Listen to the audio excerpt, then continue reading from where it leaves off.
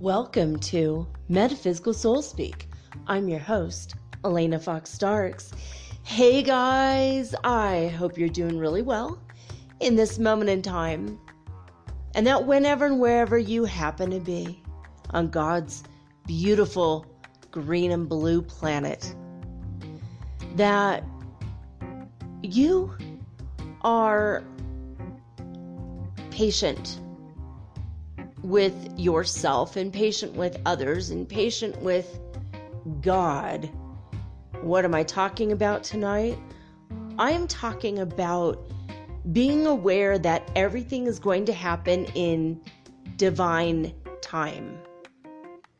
Divine timing is so important. If you meet the greatest love of your life and he is having the crappiest year ever, do you think he's going to really be interested in you? Probably not. If you go and interview for the best job you could ever hope to have, but you're not finished with your university degree, a requirement to get the career of your dreams, is the boss going to hire you? No, it's not the correct time, right? Well, the same thing is in divine timing. Everything happens on God's time. It doesn't happen on your impatient, egoistical clock. The clockworks of God are a lot more intricate. Have you ever opened up a back of a watch or seen those pocket watches that have a clear face or face behind the, I don't know, is a preface, the face behind the face, where you can see the inner workings of the clock? It's kind of exciting. I love those. The gears, right? The gear works. And there was a movie that, oh gosh, what is the name of it? It was about a little boy who was an orphan and he was living in this building behind this massive clock.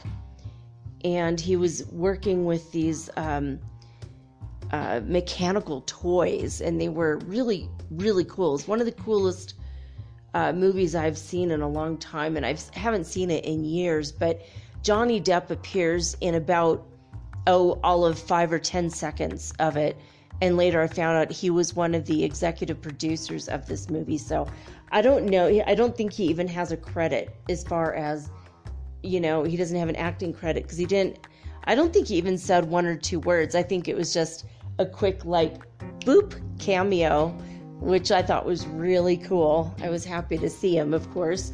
But I don't know if you guys remember this at all, this movie, but everything was all gears and mechanics, and it was really intricate.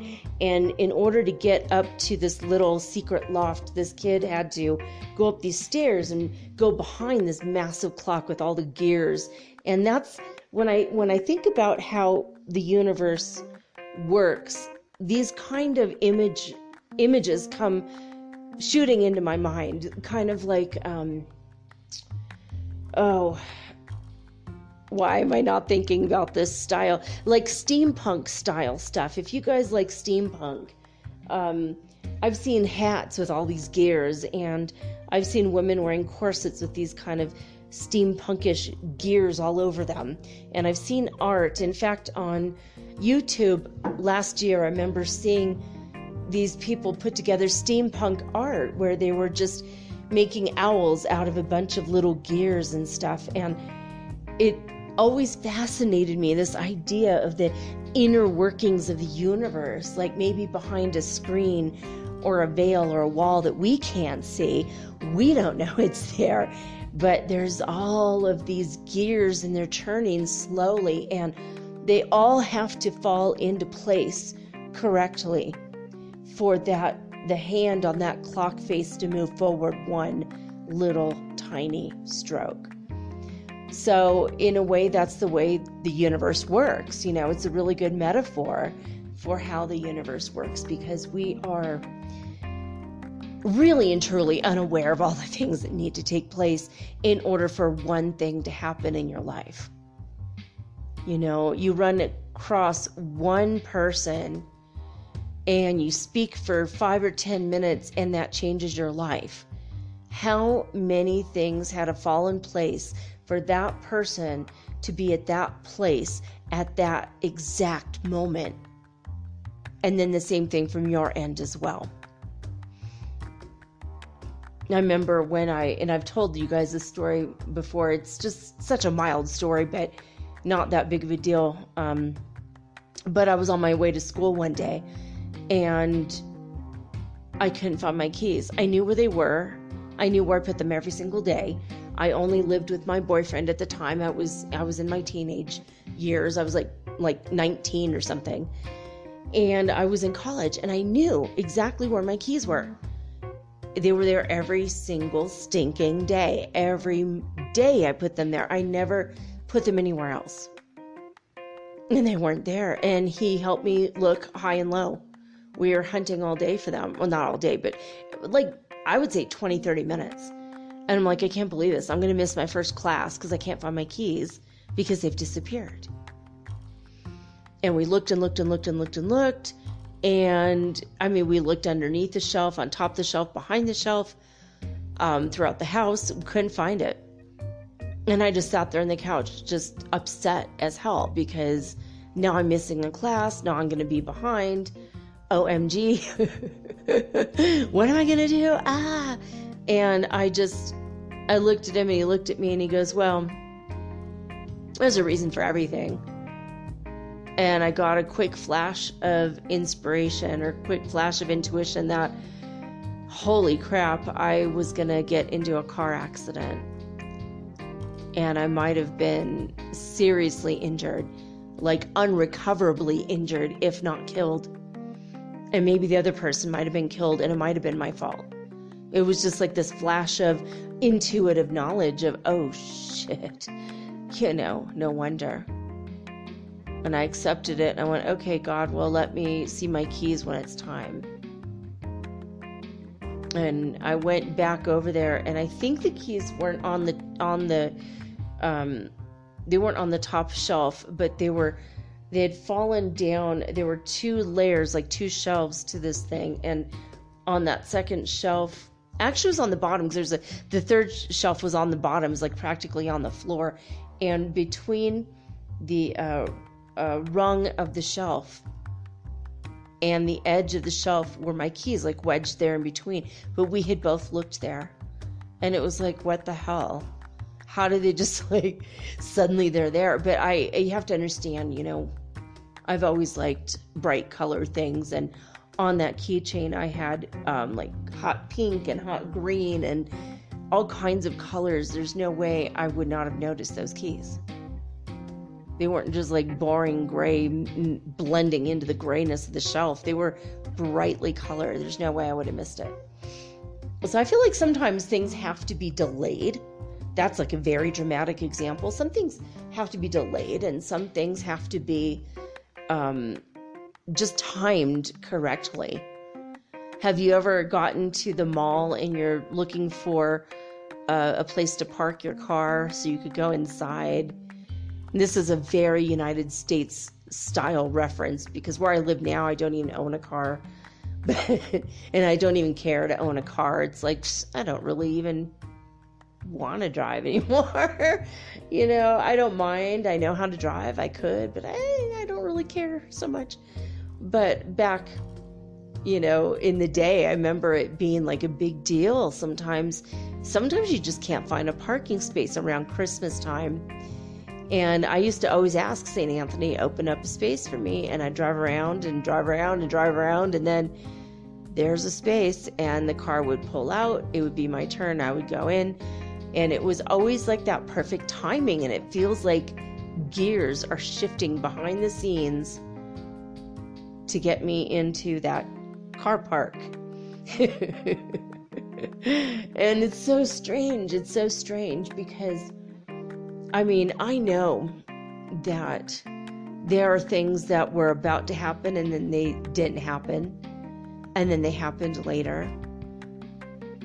I mean, and I've met people that, oh gosh, if I had only met them a year later, they and I probably would have been married. We would have been in love. But because they got into a relationship right before we met, or they got out of a relationship right after I got into a relationship.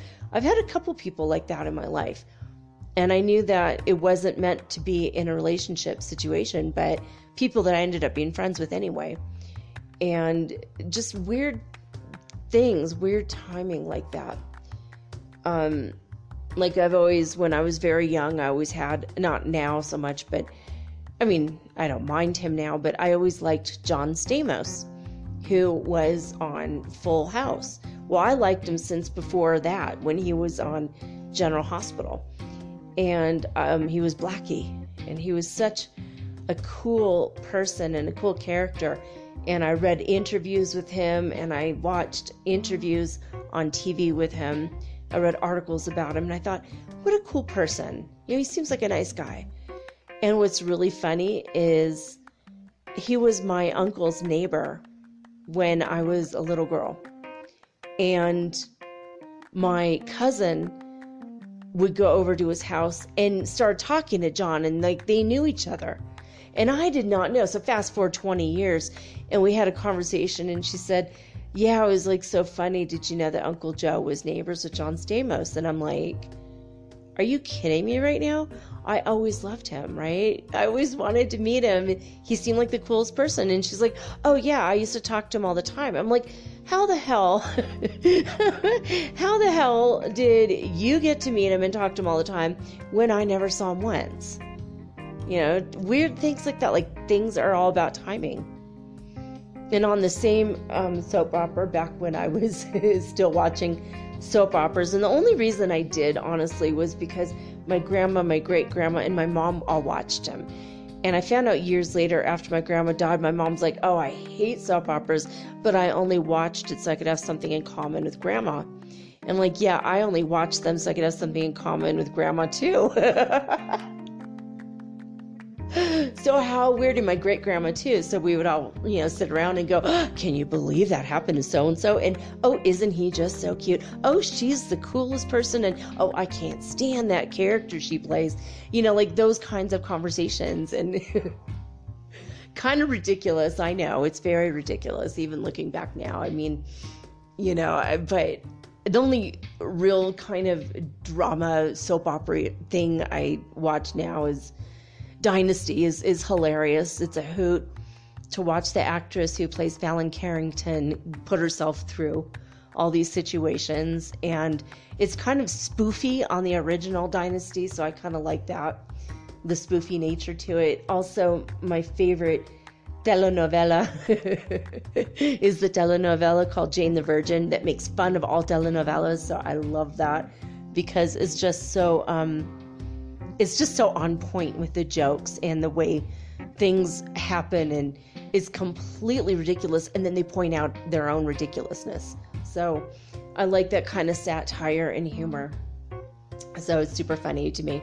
But so anyway, yeah, what was I going to say about that? Oh yeah, and then there was another actor on that show later when I was I think it was 1994. There was this actor, and I thought, he is so sweet. He's got this energy, and he was playing like a teenager on the show, and I remember thinking, he is so sweet. He's so cute, you know, and he looks like a very genuine person. I felt he's going to go places in life, you know, and I don't know if he did, honestly. I stopped watching normal daytime network TV a long, long time ago, and he might still be a soap opera star.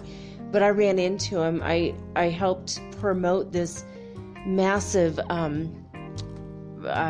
band. It was like a several bands and this massive concert thing, and I was promoting it, and I put flyers up all over the place. I worked my ass off for this, and I am proud to say the fire marshal came to shut it down.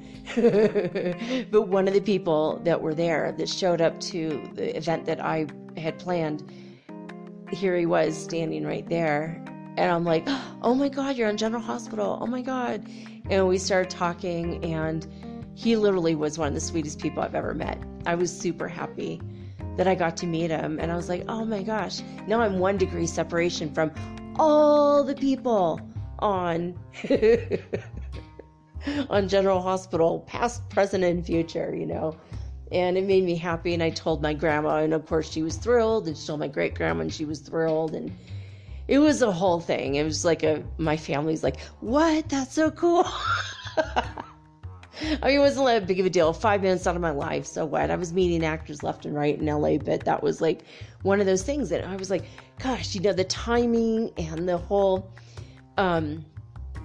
everything, you know, with it. And this kid was in a storyline where he wasn't doing well in school, and someone discovered he was dyslexic, and so he started wearing colored glasses to see which ones will help him be able to see better. And because of that episode, I actually went and I got a couple different kinds of glasses, and it did actually help my dyslexia. And I told him, I go, you know, it's weird. I know you didn't write the storyline, but because of that storyline, that actually helped me to see better.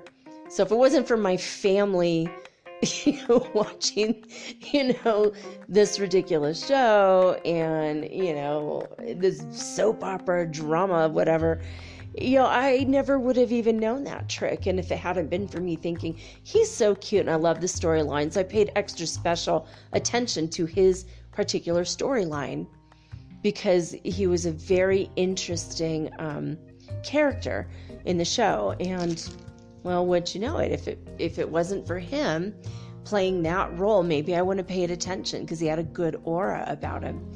And I wouldn't have had help with my dyslexia when I was like really struggling in university to keep up, and I had to read hours and hours and hours and hours every single night, and it was getting really hard for me. And as soon as I had these yellow glasses. They were so ugly on me, but I wore these yellow sunglasses, the golden orangey yellow, and I put them on and I was like, whoa, I could actually really see.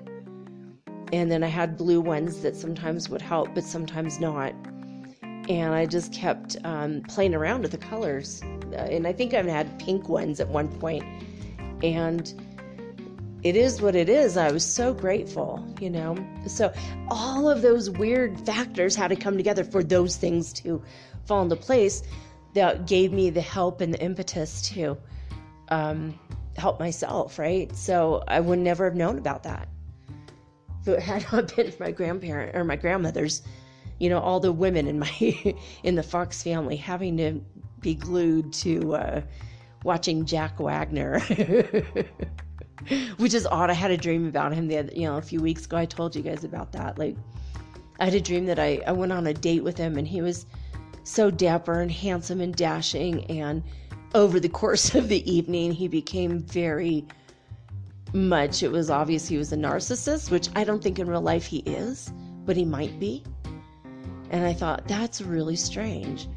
Like, if I ever meet this person in real life, I'll know in 10 minutes if he's a narcissist. And if I ever meet him, I'll tell you guys whether or not he's really a narcissist. But he plays like a hell of a nice guy on When Calls the Heart, which is too white a show, but I still like some of the things about the show.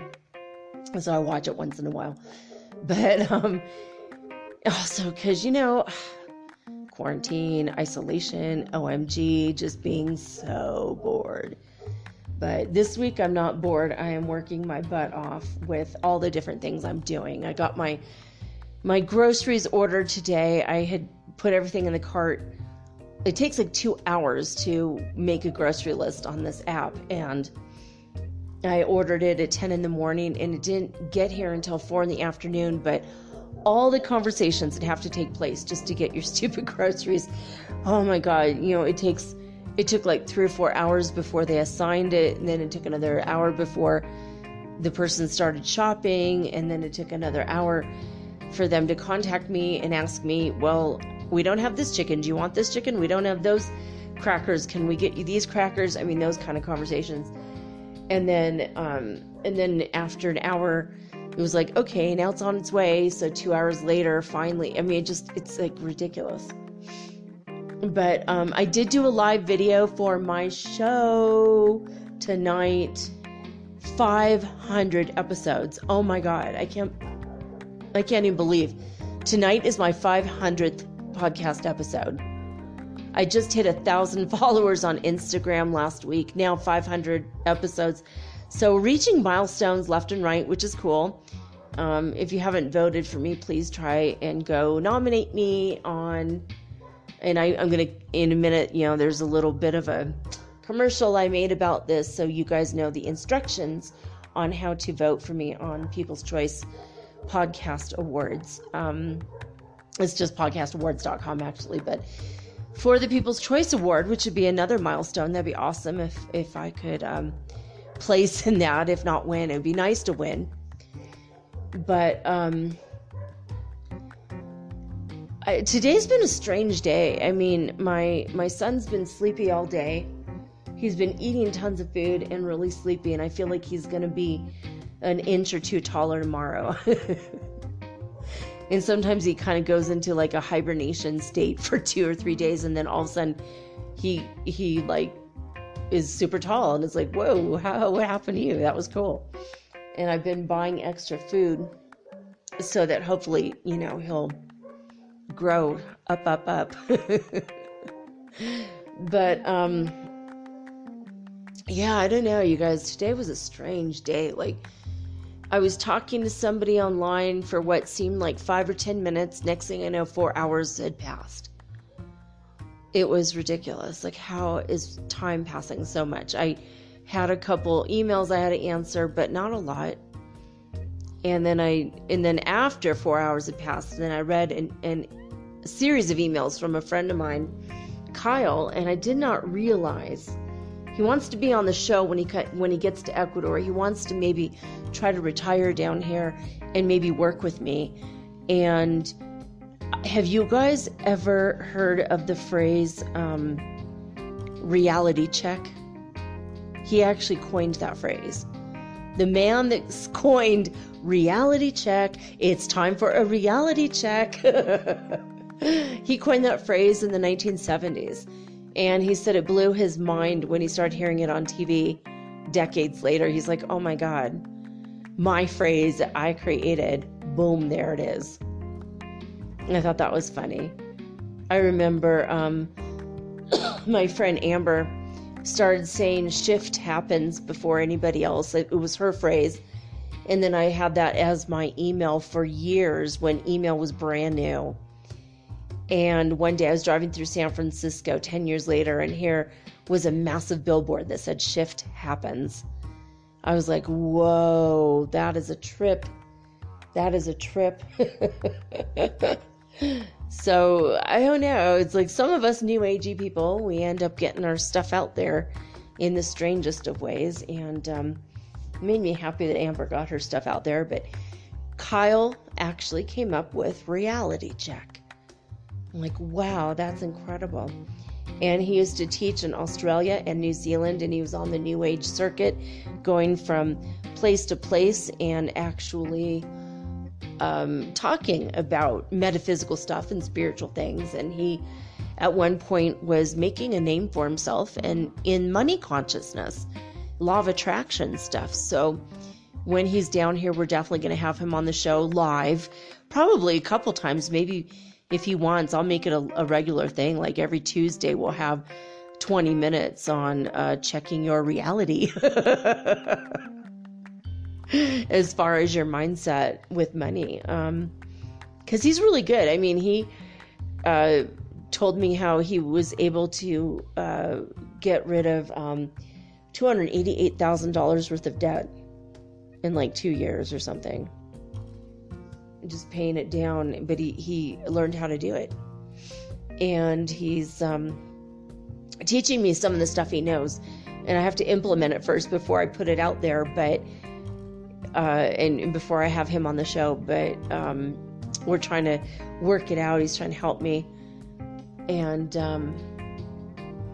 so it's pretty cool. I don't know. I was really happy to hear from my friend Kyle today. And I heard from my ex-wife from a past life from a long, long time ago. I believe we were burned at the stake together as witches. She was a woman then. I was a man then. And I cheated on her with another woman who was also burned at the stake. And she is somebody that I met in Peru 3 years ago. So, oh my gosh. I haven't quite told her that about the other woman from that life is another friend of mine now, and pretty trippy stuff, man. But yeah, I heard from my ex. It's weird. When we met, we had to backwards jump over a broom because we had been bound to each other for all of eternity, and that's why we found each other again, because that magic kicked in. And all of a sudden, I mean, she had to come over to my house, and she'd spend 3 or 4 days. I met her on a wrong phone call. Like my phone dialed her number instead of dialing 1 first, so that I could contact a friend of mine in New Mexico. My phone did not dial the 1 first, or something, or maybe it did. Anyway, it ended up reaching her, and we had a conversation. And then 2 weeks later, we had the exact identical conversation. And she's like, wait a minute, we already had this conversation. And I'm like, wait a minute, we did have this conversation. I'm like, wait a minute, are you sure this isn't a dream? And she's like, that's really weird. This could be a dream, right? And we just were like super perplexed with each other for a minute. And she's all, oh, Spirit just told me we're meant to meet. And I'm like, what? This is the trippiest conversation I've had in a long time. And we ended up talking like 4 hours on our second wrong phone number conversation. I mean, think about the gears and the workings of the universe that had to bring us to that. And then when she shows up, she literally says, I'm going to come visit you. And I'm like, what? She drove all the way from Humboldt to Chico, and she came, and she's like, I can come visit you. And next thing I know, she's living in my house with me for 3 or 4 days. And I'm just like, what? And she's like one of the coolest people in the world. But everywhere we went, we had to hold hands like we were a couple, which was insane. She's straight, you know, but she's like, I feel like I have to hold your hand. I'm like, I know, me too. It's weird. She's like, I don't give a crap, do you? And I'm like, no. So we were like little kindergartner best friends as grown adults, walking through stores, whistling and laughing and joking with each other and holding hands. It was like the weirdest thing ever, until my kids came over, and for the weekend. That was when I was sharing custody with my ex, and my oldest was like, well, of course you guys know each other. I married you and I bound you for all of eternity in a past life. And I'm like, what? and Jessica's like, I love you, and don't take this the wrong way, but I want a divorce. So we did. We figured it out, put it together. She came back. She had planned to come back like a month later to visit me and spend the weekend again at our house. And next thing you know, we jumped backwards over a broom, and all of that feeling of having to be together and hold hands and walk through stores together like a couple, all of that was gone. It was so strange. It was a spell. My oldest cast a spell that lasted centuries. So anyway, I heard from her today, which was awesome, because she had been angry when she learned that I had cheated on her in this life and in all the lifetimes in between, the one in which we were bound to each other. I'm like, oh my God, just because I don't have a memory. I don't have a memory of this. And she's like, you cheated on me. I'm like, you don't even like women. I mean, we had the most ridiculous conversations and arguments you can imagine. But anyway, I'm glad we're friends again. It took her a couple years to get used to the idea of talking to me again, because she was so angry about it. I mean, life is weird. Life has gotten weirder. Life is getting weirder yet. if you're brand new to the show, if you're brand new to spirituality, if you're brand new to any of these concepts and ideas, and you're just like, what's an aura? Let me tell you, your life is about to get extremely weird, crazy, and complicated spiritually. And I'm not just saying that to curse you, because everybody's is. Our reality has gotten weirder and weirder. Today I decided to take the advice of every vegan I've ever talked to. You need to go outside and ground yourself. Put your bare feet on the ground. Put your bare feet in the grass. Feel the coolness of the grass and the cold dampness of the earth beneath your feet. That's going to help you ground. Well, I'm a meat eater and I eat meat to ground my body. But I took the advice anyway, went outside, stood in the grass on the cold, cold ground, and the only thing I got was dirty, cold feet and toes that were angry at me because they were cold. It didn't do anything. I didn't feel any energy from it whatsoever. I'm like, what the hell? Usually it's something I'd be aware of, right? If it's going to happen, if my energy is going to get replenished from the earth, or my negativity will go through my body to the ground, and whatever the hell people say. When you ground, all these things happen, and they give you a bunch of things that will happen. It didn't even happen. Nothing. Not even one teeny tiny inkling or iota of what is supposed to happen happened. Except my feet got muddy and cold. That was it. But I'm glad I did it, because when I went outside and I looked up at the sky and I saw at first just gray clouds, and then I'm like, wait a minute, that cloud looks a little pink. That cloud over there looks a little blue. Oh, that cloud over there, actually, wow, that one's kind of turquoise green. And I started realizing, guys, we're not in Kansas anymore. And when I was looking up at these clouds, at the sky, I saw every color of the rainbow like a kaleidoscope. And not in the shape of a rainbow either, just colors everywhere. And the clouds were not one color. They weren't typical colors for clouds. I'm definitely deeper into the fifth dimension. This past couple days have been out of control, amazing as far as the energy, the downloads, the upgrades, the light codes. God knows only what it is, but my energy has gotten really intense. I know I have been vibrating up, up, up. And I did this live thing on Instagram tonight that to commemorate the 500th episode. I promised you guys you get to see me live on video. And I put it on Instagram TV, which I think means now that you can always see it. Hopefully that's what that means. If it somehow disappears, I'll do another one. But really, really weird that my vibration just does not match electronics. When I record my voice, it works, and you guys hear it, but I don't know if I'm speaking faster than what it's recording, and it's recording later. I don't know how it works with that, but when it comes to video, my mouth is never syncing with what's coming out of my mouth. Like, if I'm saying a word, my video is a couple seconds behind, whether I used my computer, 3 years ago when I started ascending, when I used my phone I used to have, or the tablet I'm using right now. It doesn't matter. It doesn't matter. Somehow my energy messes up the energy of the camera. And I sat there and I watched the whole 10 minutes of it. Or maybe it's like a 9-minute video. And at the end, you can't even hear my voice anymore. Like, I'm just faded out totally. Now, I don't know if this is the people running the technology and running Instagram that just don't want to have any spiritual information that's of value released to the public whatsoever. Or if it's just my vibration not matching the technology anymore. I don't know which one it is. And I'm not trying to puff myself up egotistically to go, hey, look, it's my energy. I'm just saying, dude, it's weird. And I try to be as still as possible because usually you can't even see my hands are moving so fast.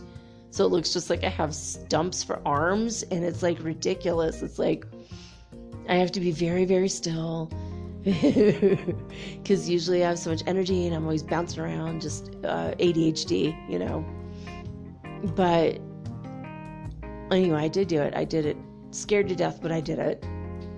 And about 4 of you watched me, so actually that's not true because 3 of the people, I think 4 of the people, maybe 3 of the people that listened to it when it was live don't even listen to my show.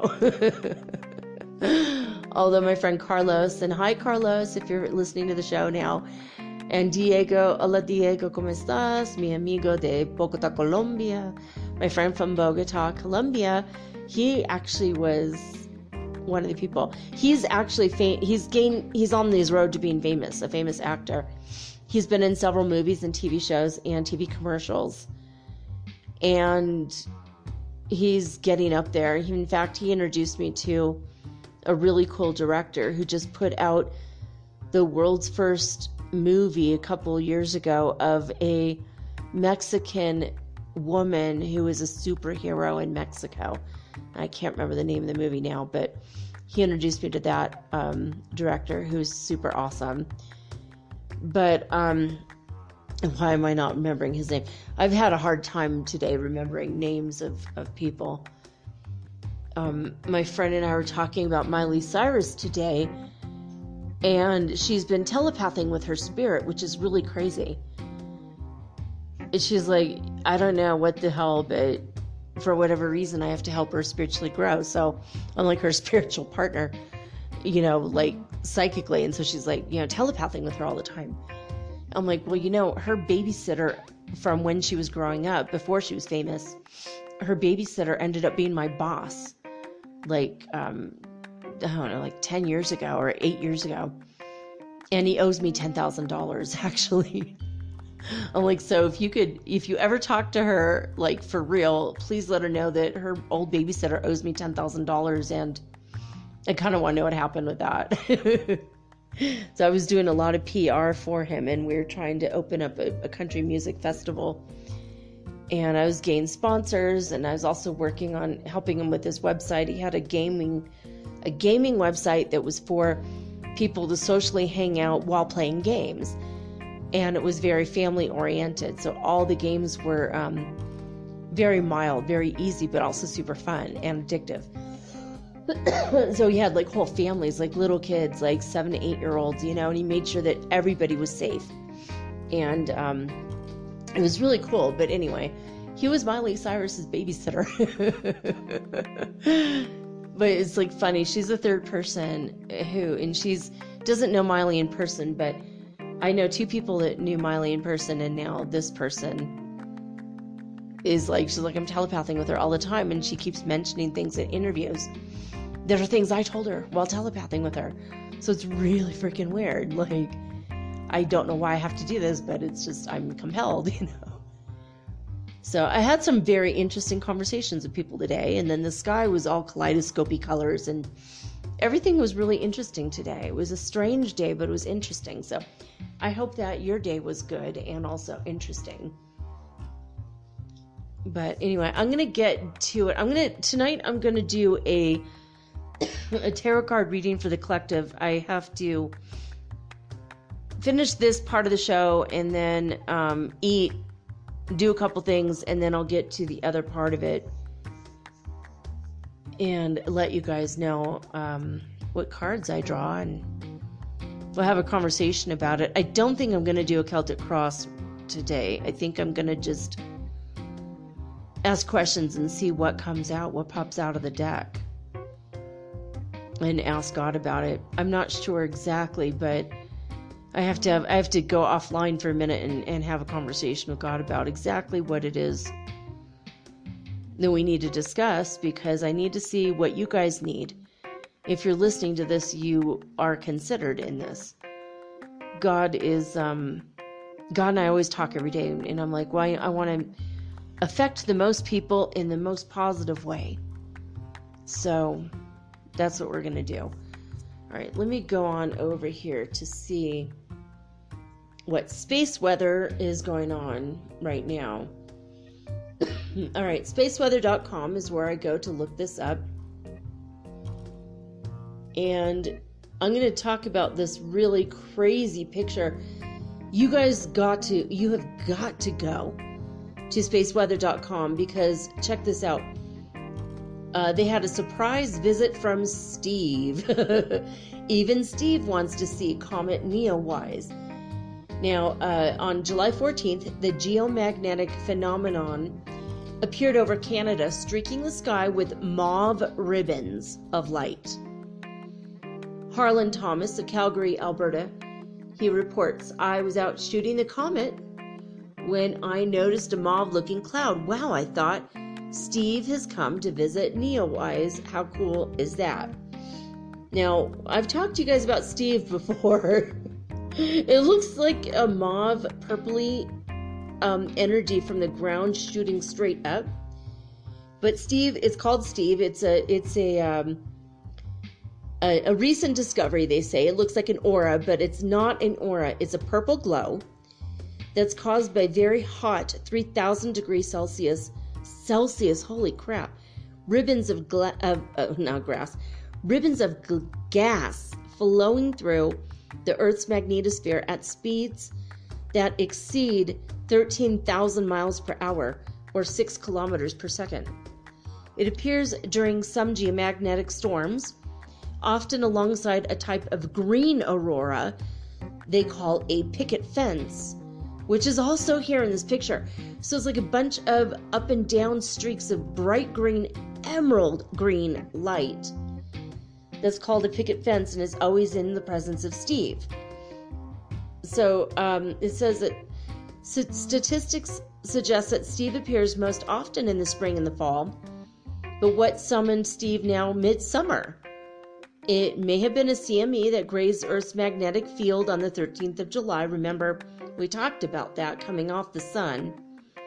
And as our planet passed through the CME's magnetized wake on the 14th of July, happy birthday to Amber, by the way. God rest your soul. My friend Amber, it was her birthday.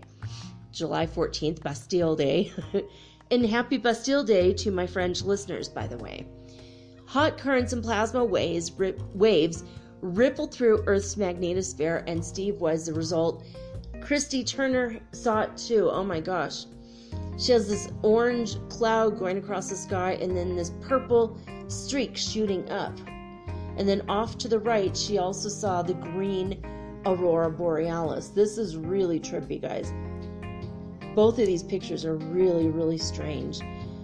She said, I was shooting the comet outside Calgary when Steve started to form, and it was a huge purple pillar, and it was a total delight. Yeah, these are really wild pictures.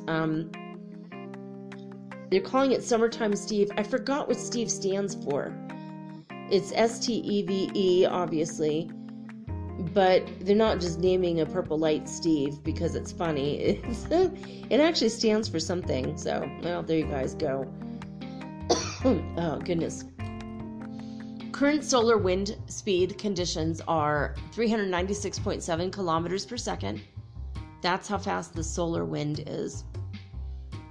And right now, we are 5 days without a sunspot, but a teeny tiny proto-sunspot is starting to grow at the circled location, which I'm looking at this picture. It's the lower half of the sun.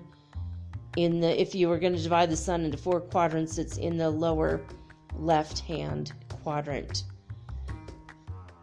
So if it does form, by the time it gets big enough to actually shoot off a CME, it'll be on the opposite side of the sun.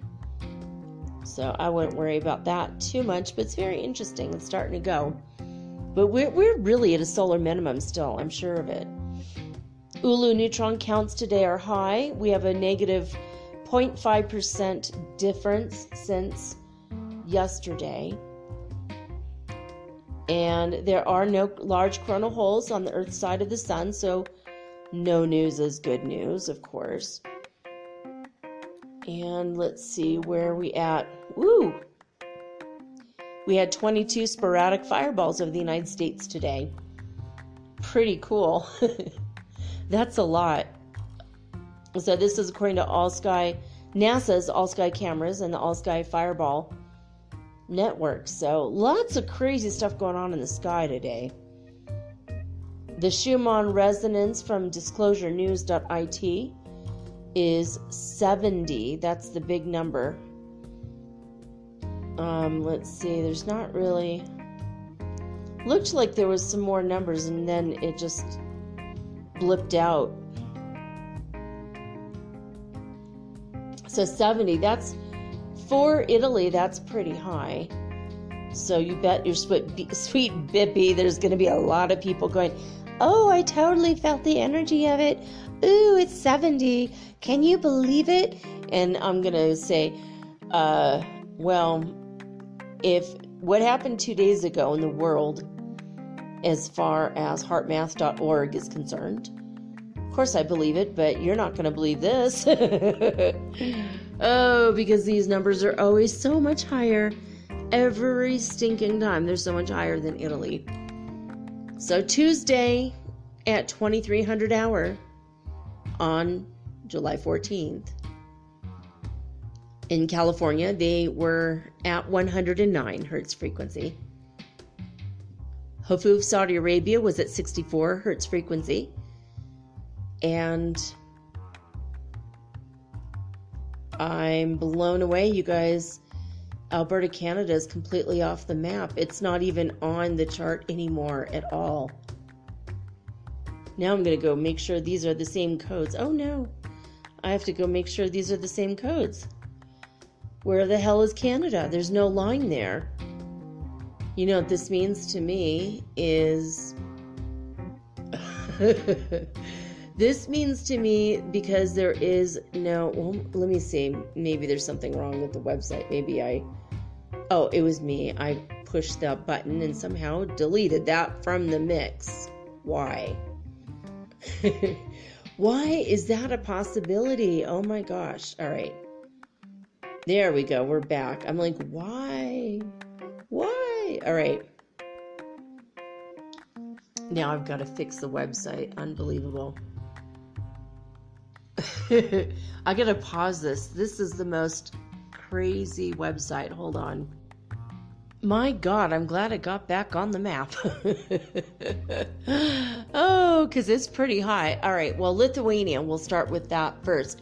128 hertz frequency on the Schumann Resonance scale. Followed by Alberta, Canada is at 237 hertz frequency on the Schumann Resonance scale. Now, this is 2 days ago. But watch, there's going to be people going, ooh, I totally felt it. Oh my gosh, I'm so affected. And yet here in Alberta, Canada, it's 237. And the people saying they're so affected by Italy on the other side of the world, most of the people in the United States and Canada, they'll say this. I was so affected. Oh my God, it was 40. I so felt it. No, you didn't. What you were feeling, honey, is Alberta, Canada at 237 hertz frequency. You were feeling California at 109 hertz frequency. You weren't feeling Italy at 40 hertz frequency on the other end of the world. Anyway, 59 hertz frequency was the lowest for Tuesday, and that was in Northland, New Zealand. And last but not least, Hululu, South Africa was at 127 hertz frequency. And of course, this is on the Schumann Resonance scale. And why this is so significant, if you're brand new to the show, is because it, for like 50 years, was at 7 hertz frequency, 7.83 hertz frequency. It was like a constant. There were some fluctuations here and there, but it wasn't all that big of a deal. 10 or 11. When it went up to 11, oh my God, people were all up in arms like, oh my God, can you believe it? Something's happening. And now we're looking at numbers, and these are mild numbers. 237 is nothing compared to what happened several months ago. Africa's Hululu, they were at 735 hertz frequency. A week later, they were at 535. I mean, this means this is significant. We don't know fully why. I think it's because we're in the fifth dimension, but the wild fluctuations that are over and over and over again, every single day. It's very significant to me. All right. Let me see. Where are we all at? Okay. Now we're going to go into our daily reading of A Course in Miracles. We are on lesson 335 at acim.org. And of course, this is the website for the Foundation of Inner Peace. And I'm going to read this to you now. Lesson 335. Now, you can get an app, by the way. Any color of the rainbow. You're going to find an app that you like with A Course in Miracles if you want to read these for yourself. If you want to go back and reread them, it's all free online. It's free on the apps. It's always going to be free forever. Basically, because when they first did the first printing of the book, they forgot the page that has a copyright in it. Oopsies. And they had sold it and given it away. And a lot of people had the book. And because of that, years later, when they went to get a copyright on the book, I want to say it's the Supreme Court, actually, said, nope, sorry, you can't do it. Maybe it wasn't Supreme Court. It was something like that, though. Some authoritative figures. All right. I gotta go take my inhaler, so we're gonna get through the lesson, and then we're gonna take a quick break. And when I come back, we're going to read tarot cards for my 500th episode. How cool is that? All right. Lesson 335 in A Course in Miracles is this. I choose to see my brother's sinlessness. I choose to see my brother's sinlessness. Forgiveness is a choice. I never see my brother as he is, for that is far beyond perception. What I see in him is merely what I wish to see, because it stands for what I want to be the truth. It is to this alone that I respond, however much I seem to be impelled by outside happenings. I choose to see what I would look upon, and this I see, and only this. My brother's sinlessness shows me that I would look upon my own. And I will see it, having chosen to behold my brother in its holy light. What could restore your memory to me except to see my brother's sinlessness? His holiness reminds me that he was created one with me, and like myself, in him I find myself, and in your Son I find the memory of you as well. I choose to see my brother's sinlessness. Again, that's lesson 335.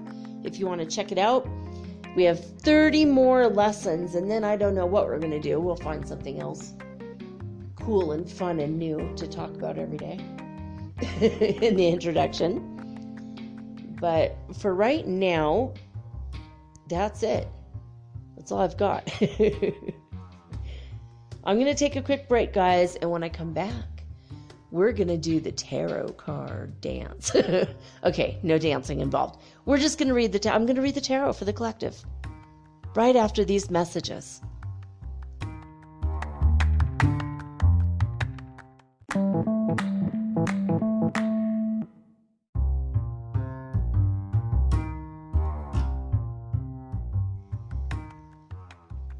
It's that time of year, guys. Finally. OMG. I am up for not only one, but 2 People's Choice Podcast Awards this year. I had no idea. I just found out. Okay, the voting starts today, July 1st, and goes through the 31st of July. And I need you guys to nominate my podcast. This is how you do it. Go to podcastawards.com and you have to sign up in order to nominate me, in order to vote. And you have to go to the very first category at the top, and it's the Adam Curry's People's Choice Podcast Award. And I'm way down on the list because, M, Metaphysical Soul Speak, the podcast. And you just click that. And then when you're done with that section, you go to the religion and spirituality category. And again, cast your vote for Metaphysical Soul Speak, the podcast. And then you have to go way at the bottom part of the page and say, save my nominations. And that's it. It's that simple. It takes less than 2 minutes, probably 1 minute if you have high-speed internet, of course. It's not that much. You can even do this on your phone. It's super, super simple. I voted for myself on my tablet. OMG. So thank you for your continued support and listenership and voting for this show, because by doing so, you're keeping the show alive and we're getting the word out so that other people can benefit from my expertise. Thank you so much from the bottom of my heart.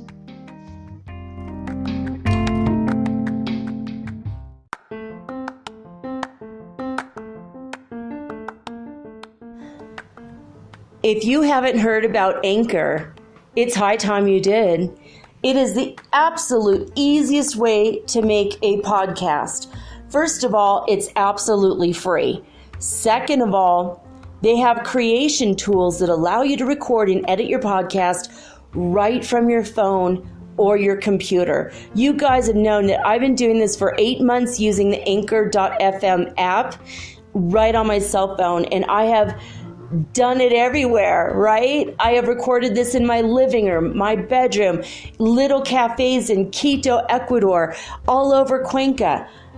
It's so absolutely easy to make your podcast, and editing is just a snap. Anchor also will distribute your podcast for you, and it took me about 2.5 months to become syndicated, and now I'm available on Spotify, Apple Podcast, and many more, and so can you. You can make money from your podcast also, and there's no minimum requirement. You get paid from your very first listener. It is everything that you need to make a podcast all in one place. So please, if you are interested in making a podcast of your very own, do not hesitate to start with Anchor. Download the free Anchor app or go to anchor.fm to get started today.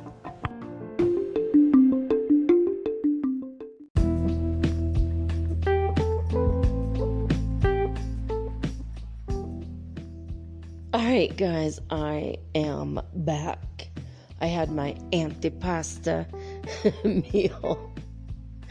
Oh my gosh. I really like when I get this kind of food. I'll have it for a couple days in a row, and then ran out of salami, so tomorrow we're going to have a salad because way too much cheese 2 days in a row like that. But of course, blue cheese dressing. So all right, we're putting that on the salad. I'm making it from scratch, and I'm so excited. I can't believe it. I might try to make sugared walnuts to go in the salad. Anyway, I think I'm still a little hungry. Okay. So I was having a conversation with God about what I should do. And he said, tonight's not a Celtic Cross sort of night. So I'm not going to do that spread, which I usually do for like the general collective or in a love reading or whatever. But now he just wanted to talk a little bit about twin flames. And he told me that the next group of twin flames that will be in union with each other, I'm in that group. And I'm actually surprised. I'm always, in grade school, I was the last to be picked for kickball or anything sport related. I'm actually surprised I'm not in the very last freaking group, okay? My last name when I was growing up was Ziegler with the Z, because I was always last to get my injections, like for vaccinations. In Catholic school, they literally did that in school, and everyone would have to line up, and I get to hear everybody screaming, everybody crying, everybody upset, and I was always the last in line. You know how like frightening that was when I was like 7 and 8 years old? Until they decided to call the Z's first, and then I carried on hooting and hollering just to make sure everybody was scared, because payback's a bitch, baby. Anyway, so I'm not in the last group. I can't even believe it. I'm not in the last group. Holy crap. All right, so if you are a twin flame incarnate right now, and you're not with your love, and you're not in the twin flame runner dynamic, some people get in that. If you've never met and you're gonna meet, God is telling me that the whole twin flame runner dynamic crap that was going on, the energy has shifted in a way that that's not going to happen again. Now, individuals are individuals, and, we all have our own personal issues, and sometimes, things will happen. But overall, for the most part, that's not going to be the case anymore for most twin flames that are still in separation. They've never met yet. Once they meet, they're going to just stay together. It's not going to be like now I'm going to be afraid of you, I'm afraid of the power, I gotta leave, yada, yada, yada. God told me a little bit ago that we are all pretty much emotionally intelligent enough and spiritually mature enough now, finally, to be able to handle the dynamic of the twin flame thing. Not to say that it's not absolutely powerful and intense, because I know it is. I had my twin flame, I have flame telepathy, obviously, with my twin. Have never met him, have never even had a conversation. He's not even so much as said hi on Instagram, all right? But, even in a private message. But I have like these intense, sometimes really overwhelmingly intense dreams with him, where we feel like we're actually really together, and it's like, oh my God, I wake up going, where the hell did he go? Is he downstairs? Like, I feel like he's really here.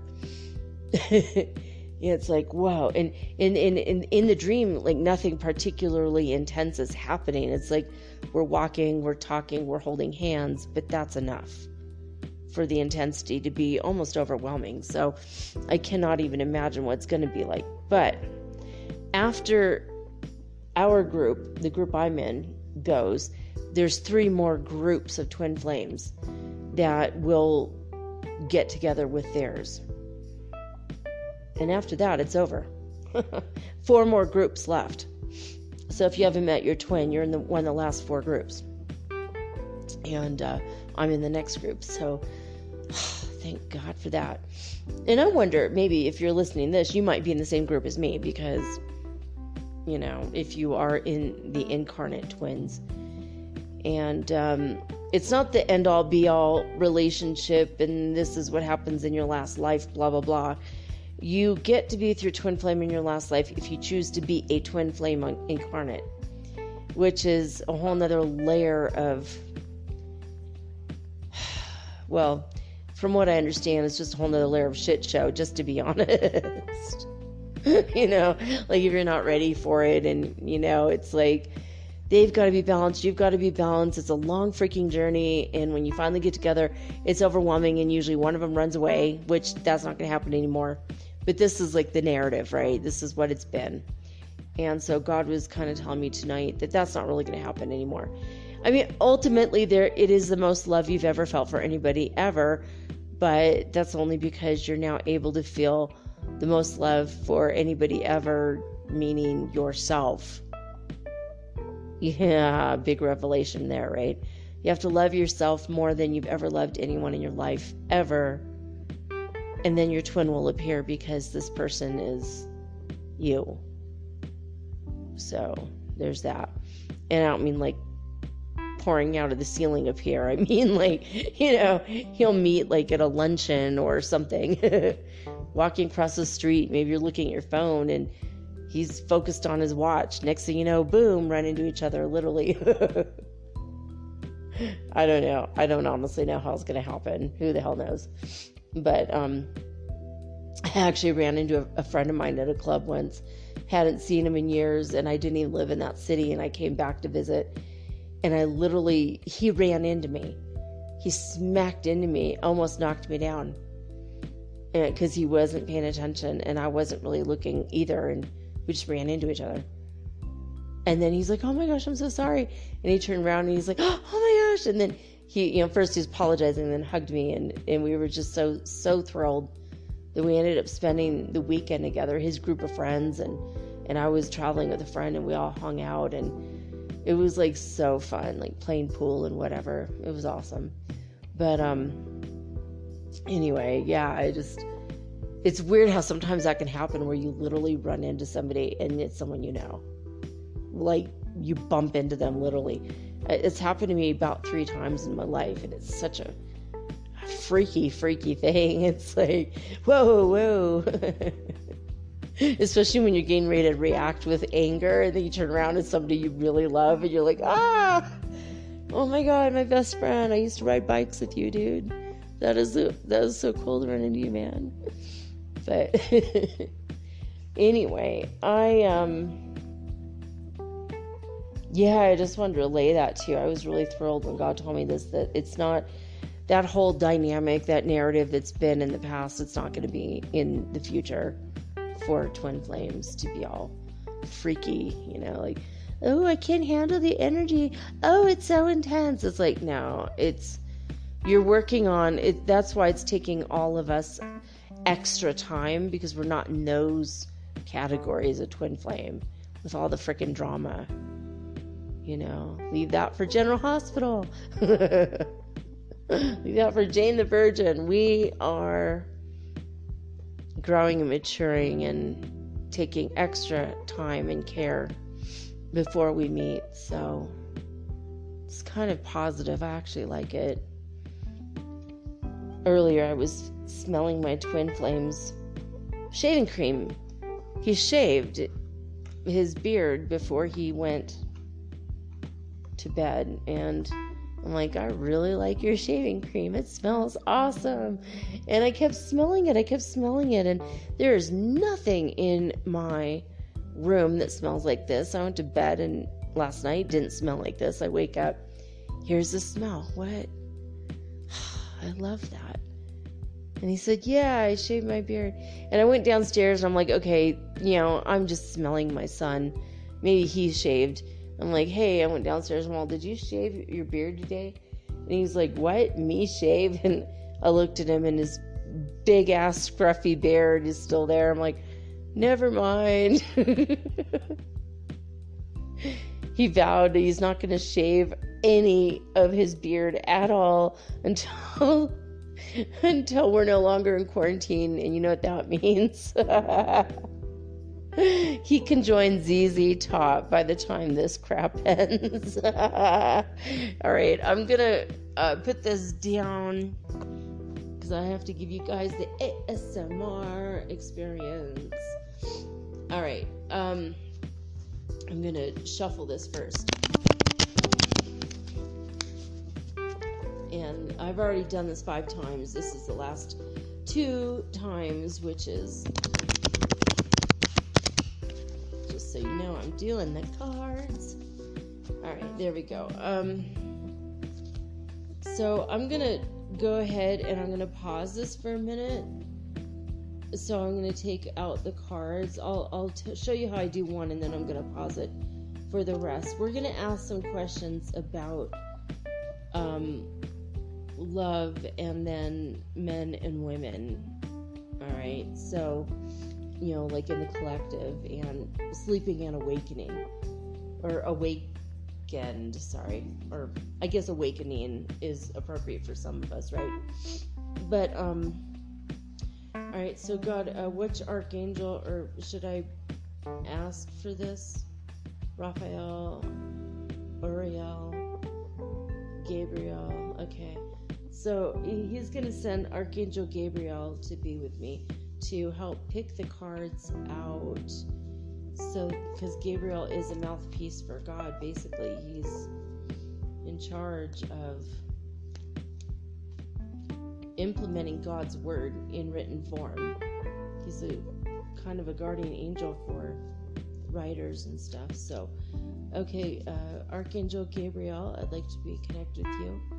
Are you here? Hey, I feel him. He's very powerful. Hi. Okay. I cannot see him, but I can feel him for sure. Okay, Archangel Gabriel, the first question I have is what... I guess it's for the first group. We're going to ask for the 4 groups. So what big message do you have for the divine masculine and the divine feminine in the next group of twin flames that are getting ready to meet? So what is it in this one? No, okay. 10 cards just came flying out. All right. Oops. What I'm doing, guys, is I'm shuffling and I'm asking Archangel Gabriel just to take the card that is the answer. There it is. That was easy. That was fast. Okay, equilibrium. 2 of Swords. Cool. All right, I'm going to get the rest of these out and we're going to interpret them all together. All right, so we are looking at the card, the 2 of Swords, and this is for the next group, the very next group to meet their twin flame. And 2 is a number for twins, so it's kind of cool that came out. And this is a card of equilibrium. According to trustedtarot.com, it means, if you were going to look at the past, being honest about your past will help you make a difficult choice. The conflict that you have been experiencing will be resolved by a new approach. And if you were going to look at this card in the present, it means there is a conflict that will lock up your energies in the effort to resolve it. By overcoming indecision, you will take deliberate action to decide the resolution. I hope what that means, as far as twin flames is concerned, is that we will hear from the one who needs to take action towards us first. You know who you are. that indecision of, I don't know what to say to you, that's going to be over, and we'll hear from you guys soon. That'll be nice. Or you ladies soon, depending on the situation in your world. Future, if you're going to look in the future, the difficult situations that lay ahead of you must be overcome immediately. Do not delay or hesitate. Bring about the best possible ending by acting honestly and with honorable intentions. Well, obviously this is a beginning, not an ending, but I think ending of a separation. So yeah, exactly. Honorable intentions. Be honest, get together, yes. It says if you're going to use this card as a yes or no key interpretation, the 2 of Swords does symbolize conflict resolution. I'm thinking in this case, the conflict is that we're not together. So it's going to bring us together, and that's the resolution. And decisions that must be made. Yeah, we do have a lot of decisions to make, right? Your place or mine. Where are we going to live? However, the conclusions are likely through seeking inner peace and coming to a compromise. Well, that is how you do meet your twin. While this card suggests a general peace of mind, it neither leans towards yes or no. Thus, maybe is the answer. And check this out. Key dates, timing, and astrology for this card is in Libra. Libra. Swords, air. It's an air sign. And yeah, Libra. Key dates, September 23rd to October 2nd. OMG. That is really cool, because that's what I was thinking about, the time we would probably meet in person. So I thought that was pretty cool. This is a card usually meant for decision as well.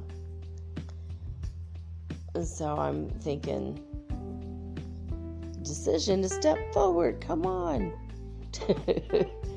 I don't want to rush my twin. I lit a candle for him yesterday. It was to send him love and let him know that I'm thinking about him, and to help him resolve whatever he needs to come here, and to help me resolve whatever I need to allow him to come here, right? Makes sense, right?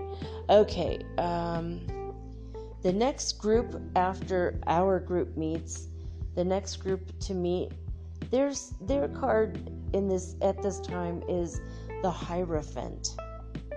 Now, don't try to fit this to you if it doesn't really, I'm looking for the Hierophant here.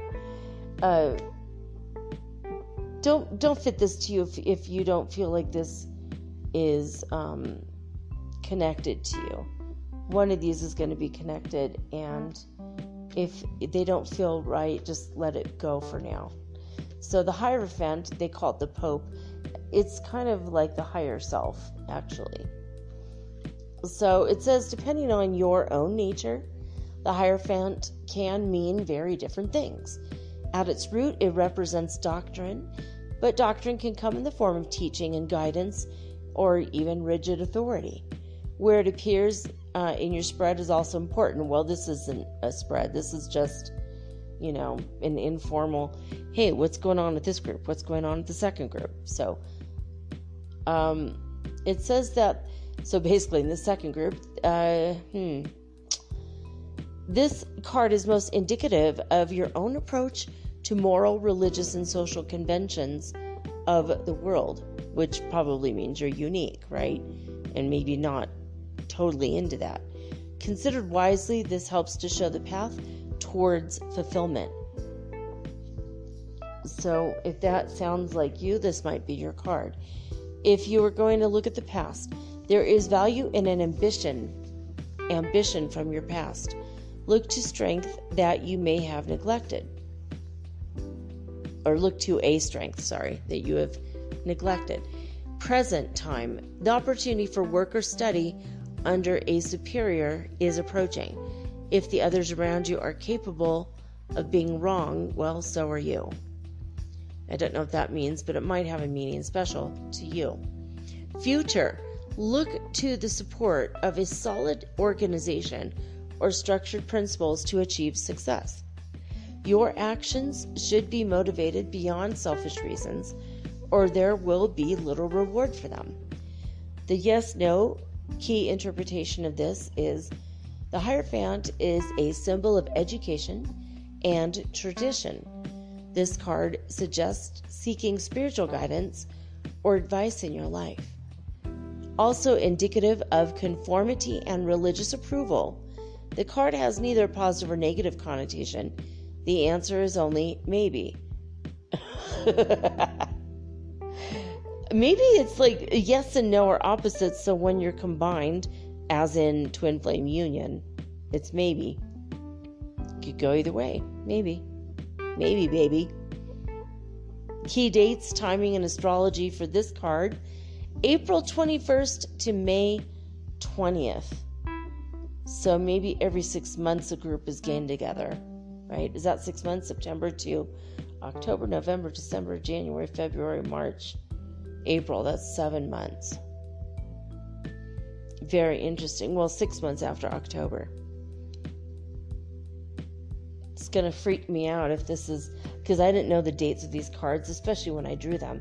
And by the way, what is this? TrustedTarot.com is the website I'm on for your information in case you want to look this up. This is a very interesting website, actually. Okay, so the next card for the third group of twins that will be coming into union is the Empress. And when I pulled this card, God told me that third group They have the spirit babies waiting. That's a weird term that start coming out, but I don't like to use that term because it kind of freaks me out. But you're in the younger group. You guys are in your 20s. You're very young. And so, the Empress she has already had union with her husband, the Emperor, and she is already pregnant. So this is the young people in their 20s that will be having children. So, I mean, in my group, if my age is any indication, we're all in the older crowd, which is a good thing we're going first, if that's the truth. But as far as the Hierophant, holding the card, I'm seeing people in their 30s. Possibly. And I had an impression that the fourth card, all those people are in their 40s. So it's not necessarily an order of age either. And maybe it's just my own interpretation when I look at the cards. So if the card makes sense for you and you think you're in that group, don't worry about what I'm saying about the age if you're not the right age. According to what I'm saying, just take it with a grain of salt. Like, maybe it's true, maybe it's not. It's just an impression I'm getting. So, okay,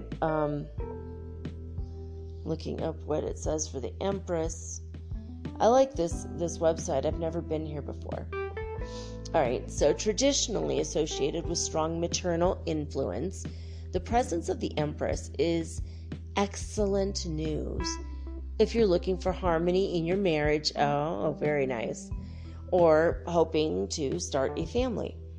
Any artistic endeavors that you're currently associated with are also likely to be more successful, because this card often finds those exposed to strong bursts of creative or artistic energy. That creative energy may not be in the form of a painting or art project, however. This card also suggests a very strong possibility of pregnancy, not necessarily your own. Oh yeah, so maybe you're in that group and you're older, maybe it's a grandchild potential, so that's nice. So, but you might be seeing a new addition to your extended family or family of a close friend in the near future. The card is a good portent for you and those around you. Also, it can mean that you're birthing your art or your music. It doesn't have to be like physical birth to a human. It could be, maybe your cat's gonna have little kittens, little kittles, little tiny kittens, kittles, skittles, maybe, I don't know. All right, past, if you're gonna look at this card in a past, it says the last opportunity that you had is proving its influence right now. Business, personal, artistic, a new partnership, or whatever it is, will require your continued effort to succeed. Remember that your most resourceful behaviors, remember your most resourceful behaviors, but especially your discipline. All right, so the present interpretation of this card. There may be a new beginning unfolding. See, oh my God. Before you, and you decide it as quality. Be understanding and especially sensitive to the emotional aspects of life. A loved one will need a helping hand or light in the dark. The role is yours to fill, no matter your choice. Future, when it comes to this card, is the future will bring healing and respite for your emotional and physical wounds. Spending time walking on new paths will be more beneficial than mending bridges. Your investments will pay off if you carefully tend to them. The yes-no key interpretation. The Empress stands for all things motherly, nurturing, loving problem solver. She indicates successful business ventures or other positive producing opportunities to come. She suggests moving forward to fulfill your potential, and the answer you seek is yes. The key dates, timing, and astrology for this card is, it says Venus And then it says no key dates, ruled by Venus. Now, I think that Venus's day of the week is Tuesday. Maybe you'll meet your love on a Tuesday. That makes sense though, right? 1, 2, 3, 2. Tuesday. All right, that was kind of silly of me, but funny also. Tuesday. All right. The fourth and final group of twin flames that we'll be meeting are represented by this card right in this moment, the 9 of Cups. And it says right on the bottom of this card, felicidad, happiness. The 9 of Cups. Okay, we're going to go to that page now. Again, trustedtarot.com is where I'm at. 9 of Cups meaning, this card is very powerful, positive indicator for you. It represents a lasting or powerful contentment in your life. While nothing is permanent, somewhere along your life's path, you can expect to be truly happy. It is heavily tied to creative endeavor and good wishes for the future. The past meaning of this card, the source of true happiness is your soul, attaining peaceful balance. The efforts you have spent will bring your reward. Stay strong, keep working at it. Present, your emotional and material well-being are at hand. Look to your friends for advice and support, but recognize that you will find fulfillment. Future, for this card, the goal you have set for yourself is down the road a ways.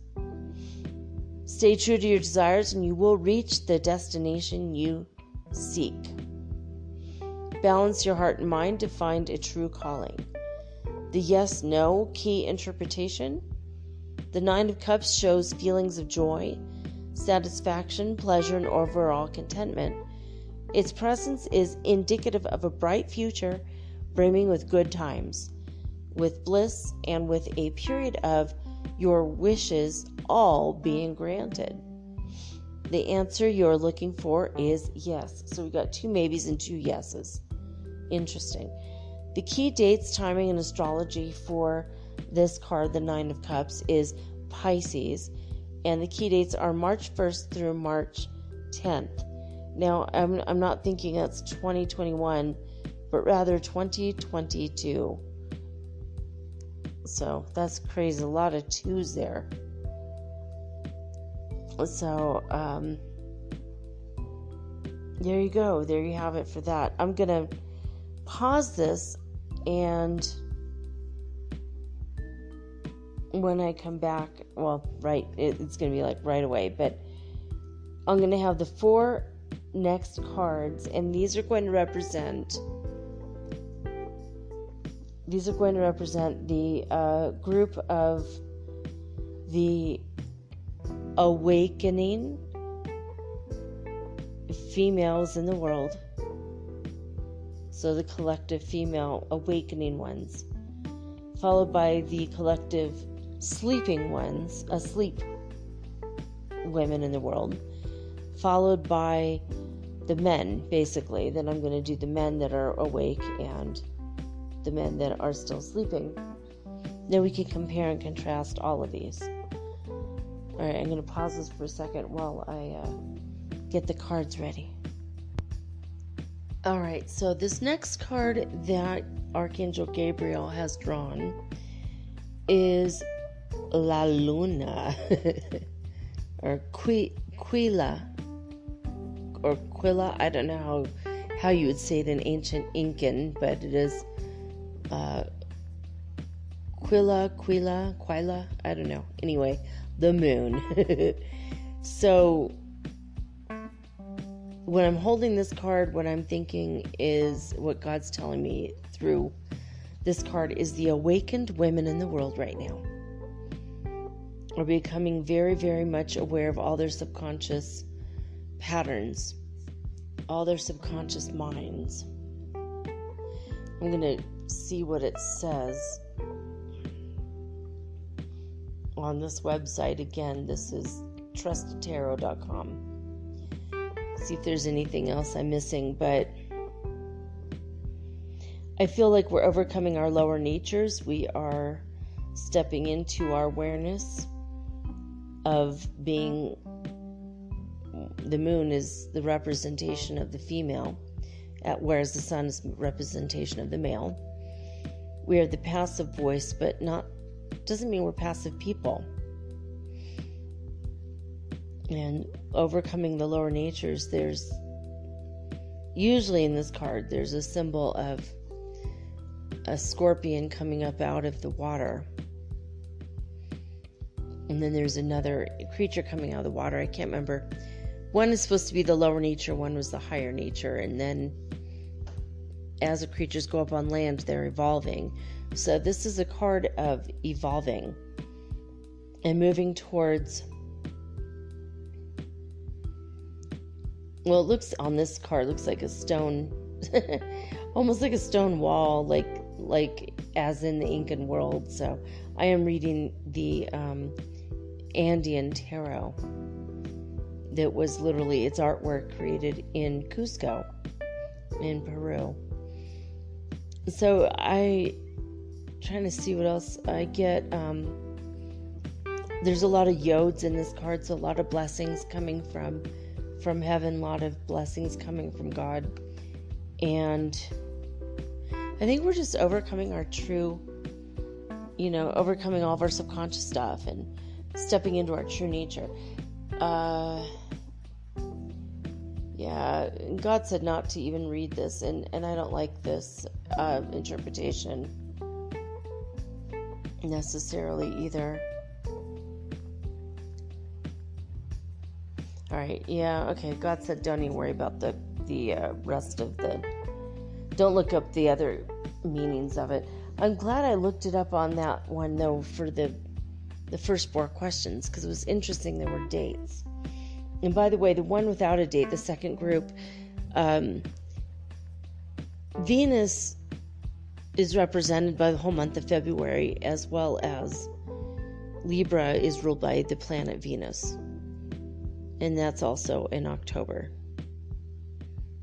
Just for the record, if you wanted to look for a timeline or something. And so, okay, yeah, this next one is very strange. This is for the women who are not awakened right now, that are not spiritually aware, they're not spiritually awakened. This next card for them and this might be, so this isn't you if you're listening to the show. Obviously, you're in the process of awakening, as we all are, that are deeply spiritual and listening to shows like mine and reading books like mine, not like mine, but like my show. And, if you're interested in anything spiritual, you're pretty much in the process of awakening.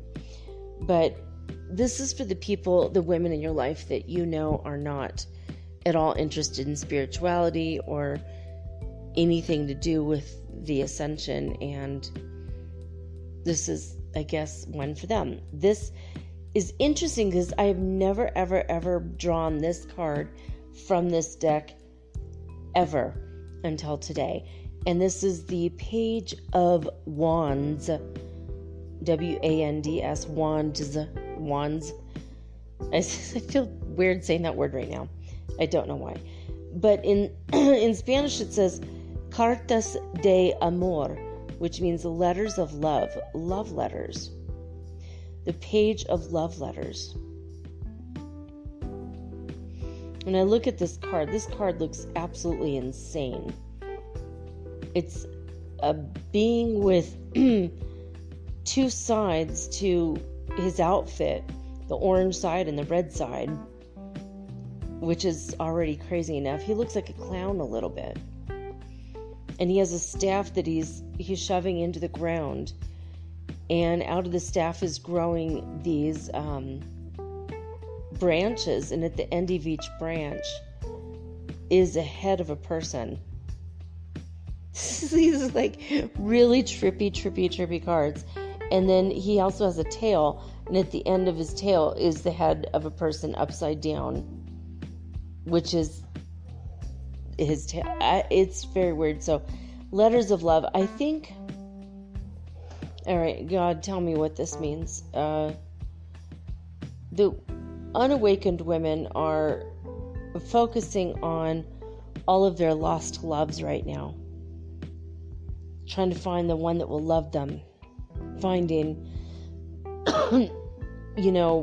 something that they've missed in their past. Some clue. They're searching for something and they're looking for a message in their past of all the men they've loved before. Or this couldn't be interpreted as all the women or all the people they've loved before, by the way. I'm not trying to be heteronormative. It's just, social conditioning. But please understand that I'm aware of gender stuff. Okay. But the unawakened women are just trying to figure out there's something that they don't know. They can't quite put a finger on it. They're missing something. They're kind of like, well, it must be that it's that lost love. And one of my last 9 exes has got to be the one. And I must have somehow missed it. They're not understanding what they're missing. It's their spirituality what's missing, but they don't know that because they're still sleeping. So they're looking at this just kind of like, well, is it this? Is it that? I don't know. And in this picture, there's this person has a false face on. And they're wearing like a clown outfit. So I think the unawakened women are they're making fools out of themselves. And they don't know themselves. They can't even look themselves in the mirror because of the false mask or the false face. They're not really doing much towards understanding themselves yet because they're not spiritually aware or awake. So there's that. Now the next card is for the group of men in the world who are spiritually awakening and or already enlightened or somewhere in between. And you guys, I love this card for this group. It's the Empress again. I put them back in the deck, and lo and behold, the beautiful Empress came right back up. And this is for the men that are aware, that are awake, the ones that are awakening. They're in the process of spiritual unfoldment. And the Empress in this way can be interpreted that the men are gaining touch with their feminine side. They are becoming more balanced in and of themselves. They are also starting to take on new creative endeavors. And they're starting to understand themselves as creative beings that have sensitivity and emotions. They can cry. They can feel deeply. They can love immensely. And they've got a foot on the moon that's sitting on the flow of water, which represents the subconscious mind. So they're pretty much in control of everything in their subconscious mind because they have been exploring themselves openly and not afraid to cry, not afraid to emote, not afraid to delve into their own psyches, and as a direct result, lovely. That was really weird timing. It said "voo priest." Do you think the rest of that word "voo" is voodoo? Would like to send me a message. Well, we know that one's spam. So anyway, so the collective whole, the men who are aware and awake and spiritually seeking, are learning about their own creativity, their own emotions. They're becoming more emotionally intelligent. And I'm trying to see what else it says here. And they are in the process of ruling their world, not with an iron fist, but with a gentle, loving hand. And they're being guided by the goddess to create beautiful, loving, nurturing, fertile homes instead of the hardcore masculinity, my way or the highway type. So they're also overcoming stereotypes and gender roles that are traditional and quite a bit toxic.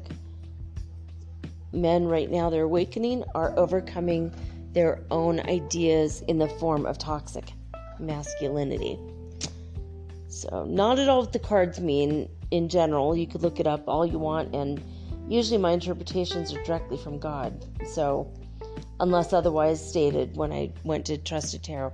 I liked that website because it had dates in it. So I thought, wow, that might be more specific and fun, right? All right, so now the fourth and final card for the second half of this tarot card reading is representational of the men who in the world who are not at all awake or spiritual or even a seeker, just the sleeping and unawakened, unenlightened men in the world. And this card is the 10 of Pentacles. This really actually, this one has, even though it's not what the card itself means, it feels very political to me right now. Like the 10 ruling families of the world, those are definitely sleeping men. But 10 of Pentacles. Pentacle stands for money. This is balanced money. So even though these men are very much entrenched in the material world, and they're making money, and they have everything that they could possibly have. They've got what meets the eye. I'm hearing the words meets the eye. And now I'm hearing something else. The eye being the eye on top of the pyramid on the dollar. Like the Illuminati people. The real ones, not the fake ass ones who try to ask you for money on Instagram. So the 10 of Pentacles, 10 also represents the Wheel of Fortune. And those men are just stuck on that wheel, going around and around in the cycle of death, rebirth, birth, death, etc. That they're stuck on that karmic wheel yet, and they're not ready to jump off and move on to new worlds, new adventures, new dimensions. They just want to be stuck in their world of money and everything else. Their spheres are spheres of influence, and they want to continue to do what they're doing, status quo, and just to stick with it. In spite of everything in the world pointing to the fact that they should probably wake up and stop doing it, they are not at all interested. Not at all interested. So there you have it. That's a reading for the collective twin flames that have not met yet, and for the awakened and unawakened women, and the awakened and unawakened men in the world. There it is, my reading for everyone on the planet. So there you have it.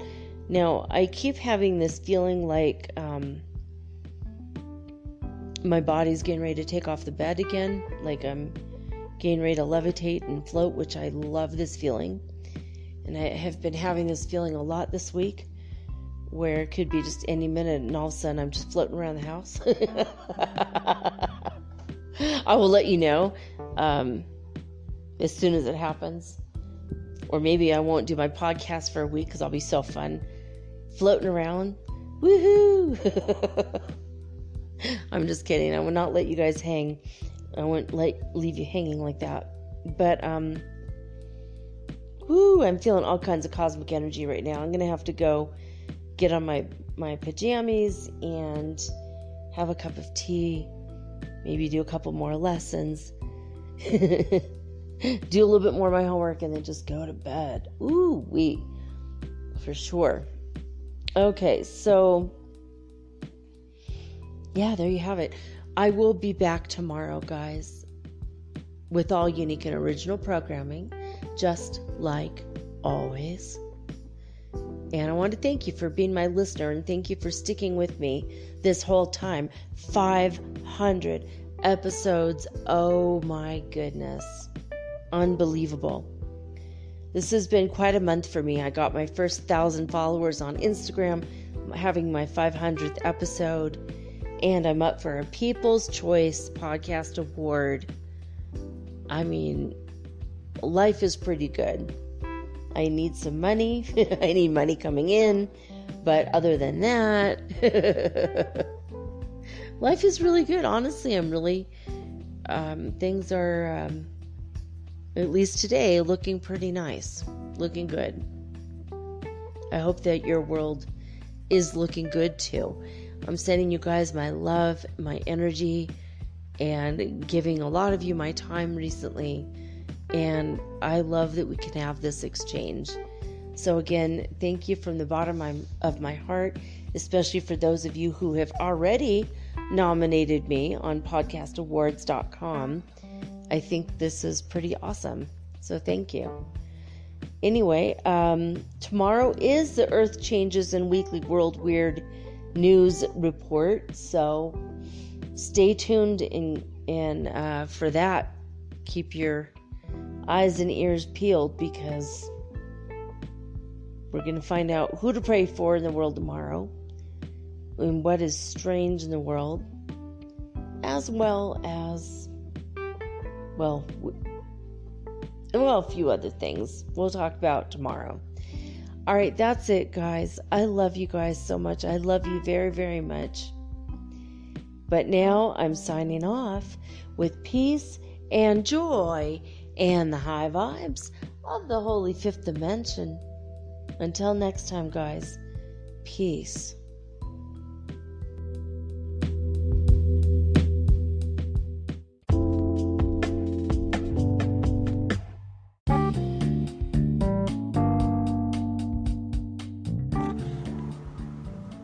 Metaphysical Soul Speak is run on sponsors and listener support. This means listeners like you. If you are so inclined to support my efforts and my little podcast, please visit me at anchor.fm/metaphysical and pledge an amount of your choosing today. Thank you.